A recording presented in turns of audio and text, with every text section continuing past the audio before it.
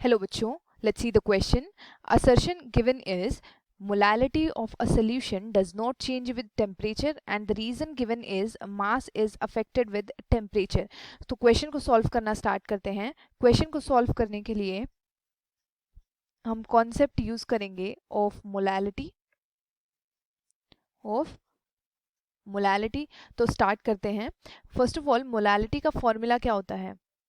Molality is equals to number of moles of solute divided by mass of solvent in kg. तो अगर हम बात करें जो मोलालिटी है उसके ऊपर क्या अफेक्ट होता है? टेम्परेचर का.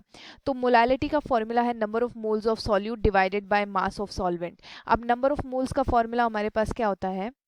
Number of moles is equals to given mass divided by molar mass. तो मोलर मास तो किसी भी कंपाउंड का मॉलिक्यूल का सेम रहेगा एंड जो गिवन मास है वो भी कांस्टेंट होगा and molality is divided by mass of solvent in KG. तो हम बोल सकते हैं कि जो मोलालिटी है वो मास का फैक्टर है, यानी कि मास के ऊपर डिपेंड करती है एंड जो मास है it is independent of temperature.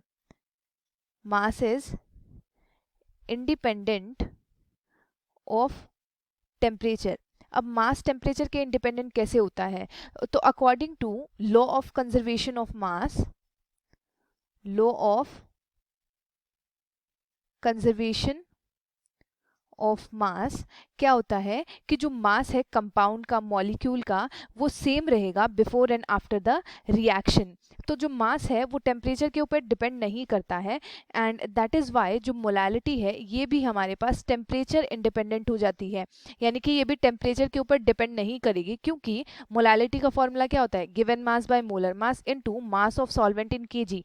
जो मोलर मास है सॉल्यूट का वो तो कांस्टेंट रहेगा, गिवन मास भी कांस्टेंट होगा एंड सॉल्वेंट का मास भी कांस्टेंट रहेगा एक गिवन टेम्परेचर पे. दैट इज वाई जो असर्शन है हमारी एकदम करेक्ट है. Molality of a solution does not change with temperature. Assertion is correct. हम बोल सकते हैं कि जो गिवन असर्शन है that is correct and reason given है mass is affected with temperature. तो जो रीजन है ये हमारा इनकरेक्ट है क्योंकि according to law of conservation of mass जो मास है किसी भी कंपाउंड का, मॉलिक्यूल का, वो सेम रहेगा before and after the reaction and जो मास है वो टेम्परेचर से अफेक्ट नहीं होता है. तो जो रीजन है ये हमारा इनकरेक्ट है and assertion is correct. So हमारा ऑप्शन सी करेक्ट हो जाएगा. Assertion is correct whereas reason is incorrect. I hope you understood. All the best.